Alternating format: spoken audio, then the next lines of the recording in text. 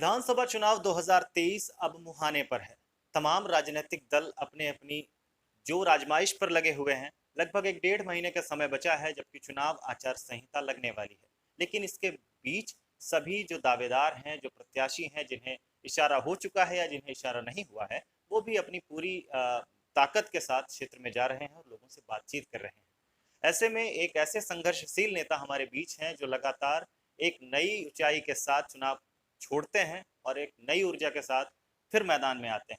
2023 का चुनाव अब लड़ने की ख्वाहिश है गुड़ विधानसभा क्षेत्र से और कांग्रेस के नेता हैं कुंवर कपिध्वज सिंह।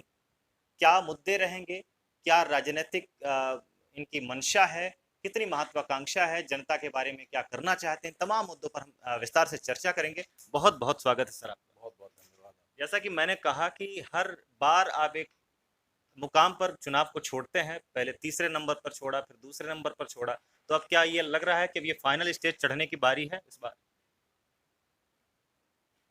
जी, जनता की कृपा, जनता का आशीर्वाद वैसा ही लग रहा है। ऊर्जा लेकिन आप हर बार नई लेकर आते हैं, ये क्या है, इसके पीछे का कारण क्या है? देखिए, एक है पीछे जनता के प्रति समर्पण, जनता के प्रति आदर, सम्मान और समर्पण का जब भाव मन में हुई तो अपना का अच्छा काम करे खातिर क्षेत्र में पर्याप्त ऊर्जा मिली। आपके हिसाब से क्या लगता है कि गुड़ विधानसभा क्षेत्र में भारतीय जनता पार्टी के बड़े नेता हैं इस समय, और वो उसके पहले कांग्रेस के बड़े नेता ही थे, तो क्या अभी मुद्दे बकाया हैं जिनके आधार पर आप जनता के बीच जा रहे हैं और अपनी बातें रख रहे हैं और लोगों से वोट की अपील कर रहे हैं? देखिए, मुद्दा एक हो तो बतावा जाए तो गुड़ विधानसभा क्षेत्र जो एकदम सर्वविदित बात ही कि लगातार सिर्फ दो ही विधायक क्षेत्रीय मिले हैं, बाबू शिवनाथ जी और बृजराज सिंह जी मनिकवाल। इसके अलावा जब जब गुड़ विधानसभा के बात आई प्रतिनिधित्व के तो हमेशा बाहरी लोगों का एक अवसर गुड़ विधानसभा दी। और शायद यह कारण रहा है बाहरी प्रतिनिधित्व होने के कारण कि गुड़ विधानसभा हर सुविधा से हर योजना से वंचित रहा है। आज बड़ी बड़ी योजना के बात करब तो बेमानी है। मूलभूत सुविधा जैसे सामान्य सुविधा है, पेयजल की व्यवस्था, शिक्षा की व्यवस्था, स्वास्थ्य की व्यवस्था, परिवहन सड़क की व्यवस्था, बिजली की व्यवस्था, आज यह क्षेत्र में गुड़ विधानसभा बदहाल है। जब तक ये व्यवस्था नहीं सुधरती तब तक बड़ी बड़ी बात करब बेमानी है। आज जो गरीब परिवार हैं उनके पास बसे खातिर जमीन नहीं है, उनके जहाँ बस्ती है सघन बस्ती है, बड़ी विषम परिस्थिति में वो लोग अपन जीवन यापन कर रहे हैं।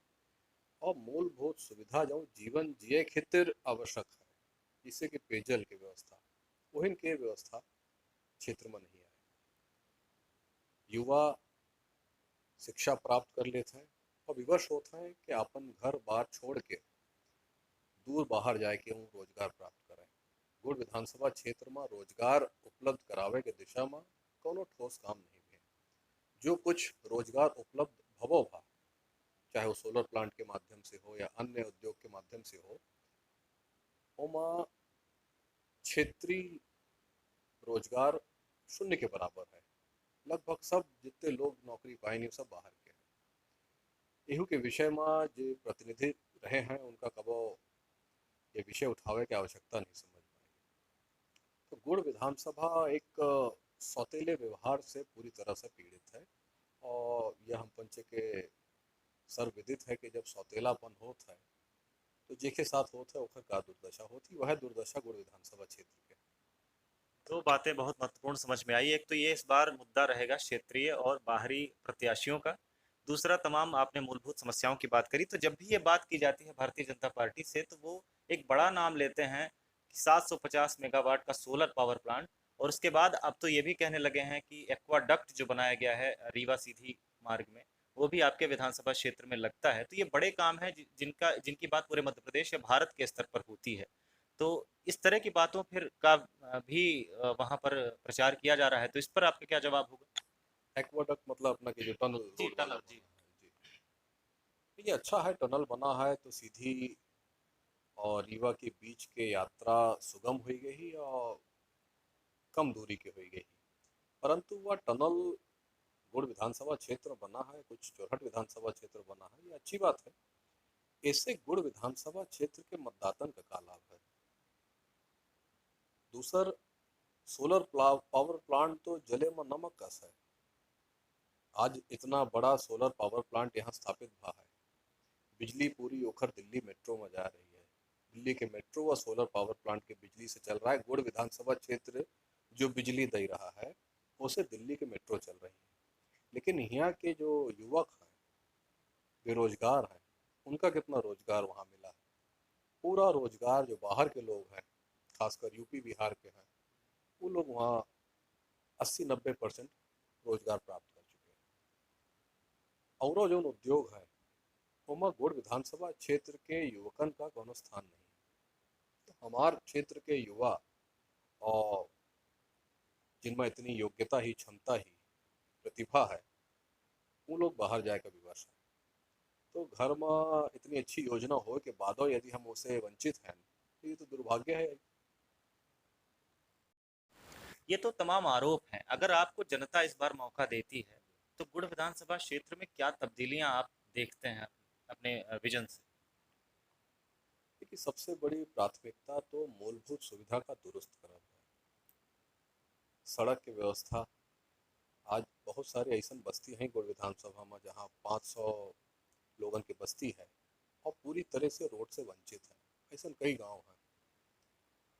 बिजली की इतनी घोर समस्या है, पानी पेयजल की समस्या, खासकर हमारे जो निर्धन परिवार हैं, गरीब आदिवासी परिवार हैं, दलित परिवार हैं, पिछड़ा परिवार है, वो बच्चे की बस्ती में पेयजल की व्यवस्था नहीं है।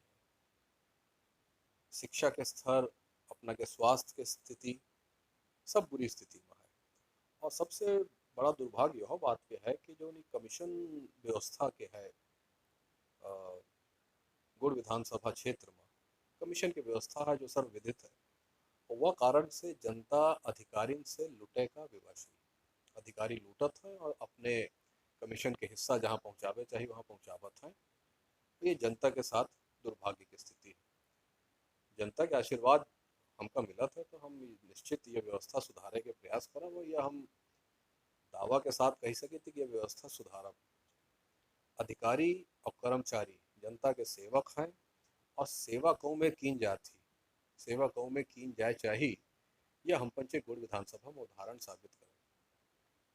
इसके अलावा एक बड़ा सवाल ये है कि जैसे कि आपने कमीशन की बात कही, तो प्रदेश स्तर पर आपकी पार्टी 50% कमीशन की बात करती है। लाडली बहना योजना जब से आई है तो ऐसा कहा जा रहा है कि जो anti incumbency, Bharatiya Janata party के लोग कहते हैं कि जो भी थोड़ी बहुत एंटी इनकम्बेंसी थी वो लाडली बहना योजना आने के बाद खत्म हो चुकी है। आप चूंकि क्षेत्र से जुड़े हुए व्यक्ति हैं और तमाम दौरा भी कर रहे हैं, तो क्या महसूस करते हैं? देखिए, एंटी इनकम्बेंसी अपना कहें जो थोड़ी बहुत रही है, तो एंटी इनकम्बेंसी थोड़ी बहुत नहीं है, प्रचंड। लाडली बहना योजना एक अच्छी योजना हो सकत रही, परंतु एमा विश्वास के भरोसा के अभाव है। एक चुनावी योजना है, जैसा कि भारतीय जनता पार्टी के सब योजना है। अपना लिस्ट अगर उठाओ तो बहुत सारी योजना है, परंतु का वो योजना के लाभ जनता का मिल रहा है? सहजता से मिल रहा है, बिना कमीशन दिए, बिना घूस दिए मिल रहा है। बहुत सारी योजना है परंतु जनता से अछूती है। वह मेरे लाडली लक्ष्मी योजना है, यह सिर्फ चुनावी योजना है जो चुनाव तक रही। और यह कारण है शायद कि माननीय प्रधानमंत्री आज तक मध्य प्रदेश में जितनी बेर आए हैं यह योजना के उल्लेख एक बेर नहीं करे हैं। शायद उन्हों का मालूम है कि 2024 में लोकसभा की चुनाव है, ये अस्थायी योजना के बारे में बोलेंगे तो 2024 में क्या करेंगे। इसलिए प्रधानमंत्री महोदय अभी तक एको बेर पूरे मध्य प्रदेश में कोनो दौरा में, कोनो भाषण में यह योजना के उल्लेख नहीं करे। ये तो बहुत बड़ी अच्छी बात बताई आपने। एक और सवाल आप ये पूछना चाहेंगे कि अभी तक गुड़ विधानसभा में जितने भी प्रत्याशी रहे हैं वो पूरी एक पीढ़ी लगभग लगभग जा चुकी है। जब भी जो वर्तमान विधायक है वो उन्होंने पहले ही घोषणा कर दी थी। तो इसका कितना लाभ और इसके कितनी किस तरह का आप विचार हैं इस पर कि पूरी पीढ़ी खत्म हो गई, अब एक नई लॉबी आएगी, एक नए नेता आएंगे, लेकिन आप तो वो नेता हैं जो उन लोगों के साथ भी चुनाव लड़े थे, इसका लाभ मिलेगा? देखिए, लाभ हानि के विषय में तो हम नहीं कबो विचार की है। हम ये माने थे कि जनता देरे से सही परंतु अपने सेवक का चिन्ह जाती और छल कपट करे वाले के राजनीतिक जीवन या राजनीतिक समय बहुत लंबा नहीं रहा है। सही मन से सही भाव से जनता के जो सेवा करत है, जनता देरे से सही उनका चिन्ह थी और उनका मौका दे थी। एक बहुत पर्सनल सवाल लगातार क्वेश्चन कर रहे हैं आपसे।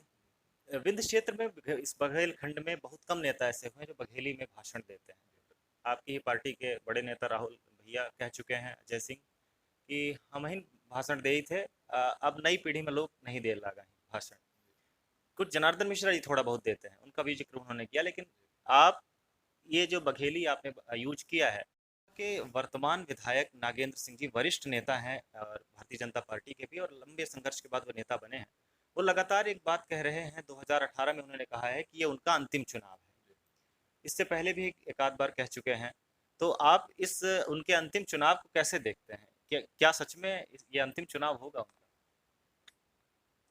देखिए, 18 में, 13 में और 2008 में आप अपने रिकॉर्ड चेक करिएगा। और शायद मंच से ये घोषणा उन्होंने मुख्यमंत्री महोदय की उपस्थिति में करी थी कि 8 में भी अंतिम चुनाव है, 13 में भी हमारा ये अंतिम चुनाव है, 18 में भी अंतिम चुनाव है। तो 18 वाला अंतिम होगा, पुराना इतिहास देख के तो अभी भरोसा नहीं होता है। और 3 बार यदि किसी को वचन देना पड़े तो वचन वचन तो नहीं हो सकता है। तब उनकी वही जाने। आपको क्या लगता है वो चुनाव लड़े, मैदान में आए आपके सामने? हाँ, बिल्कुल स्वागत है, आना चाहिए। और ये तो चुनाव तो आपके कर्मों का, आपके जो 5 साल का कार्यकाल था उसके मूल्यांकन का समय है, बिल्कुल होना चाहिए। यूज किया है, इसका क्या भविष्य देखते हैं और इसके पीछे का क्या क्या मंशा है आपकी बघेली बोलकर? किस तरह से? कि हम तो अपने बघेलखंड से, अपने बघेलखंड के परंपरा से, अपने बघेलखंड के बोली भाषा से, अपने समाज से अपार प्रेम और अपार आस्था रखने वाले व्यक्ति हैं। और हम माने थे कि कोनो क्षेत्र हो, वह क्षेत्र के जो लोकल भाषा है वह क्षेत्र के गौरव है और पहचान है। और दुर्भाग्य है कि बघेली धीरे धीरे सामान्य बोलचाल में विलुप्त हो रही है। और हमारा यह प्रयास रहा था, क्योंकि अगर हम अपने क्षेत्र में हिंदी बोली थे तो ऐसा लागत है कि हम बाहरी हैं, कनेक्ट नहीं हो पावे। आत्मा से बघेली आत्म विचारो जो होता तो बघेलिन में होता है, और जो वाणी है वह बघेलिन है। और कहो न कहो यह हमार मंशा रहा थी कि अपन भाषा, जो अपन गौरव है, अपन पहचान है, वह जन जन की भाषा बने जैसे पहले रही है, और ये जीवित रहा है, विलुप्त न हो। एक याद आ रहा है, कुंवर अर्जुन सिंह जो मध्य प्रदेश के मुख्यमंत्री रहे हैं, जब ये बघेलखंड के क्षेत्र में आते तो बघेली बोलते थे, उनके बारे में कहा जाता है। भोपाल में हिंदी बोलते थे, दिल्ली में इंग्लिश बोलते थे। तो ये भी एक बहुत बढ़िया तरीका है। हाँ, ये तो एक देखिए मीडियम है यह। क्योंकि अगर अपना रीवा के बाहर, बघेलखंड के बाहर बघेली बोला तो लोग कनेक्ट न कर पाए, समझे ही ना। तो बघेली भाषा तो अपने बघेलखंड के लोगों के बीच के भाषा है। बाहर जहाँ जौन आवश्यकता पड़े, जौन भाषा समझी जा सके, वो भाषा बोले चाहिए। जातीय समीकरण अगर पर बात करें हम, तो गुड़ विधानसभा में ब्राह्मण बाहुल्य क्षेत्र है, और भी कई जातियां हैं, अलग अलग उनके प्रतिशत हैं, लेकिन सबसे ज्यादा ब्राह्मण बाहुल्य है। तो किस तरह से इसे आप देखते हैं और कैसा समर्थन मिलने की आपको, मतलब कैसा समर्थन मिल रहा है अभी? देखिए, बघेलखंड के धरती, शायद यह उदाहरण अपना का दूसरा दूसर हिंदुस्तान में न मिली।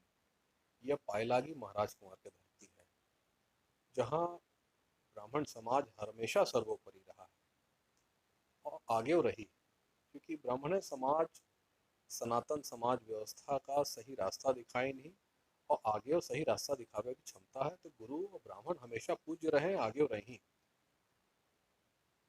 और हमेशा ब्राह्मण समाज के आशीर्वाद सत्य न्याय के साथ रहा है और आगे रही। बाकी जातिगत व्यवस्था और हम पंच चुनाव न कबो लड़न, क्योंकि समाज का जौन एक सनातन व्यवस्था ही ओकर सम्मान आदर करके भविष्य में कैसे समाज का और आगे बढ़ावा जा सकता है, यह चिंतन हमेशा करे के हमारा प्रयास रहा। कमलनाथ जी का कुछ इशारा मिला आपको टिकट के लिए? देखिए, यह तो एक के बारे में हम कुछ कहा तो ये मर्यादा के बाहर की बात हुई है।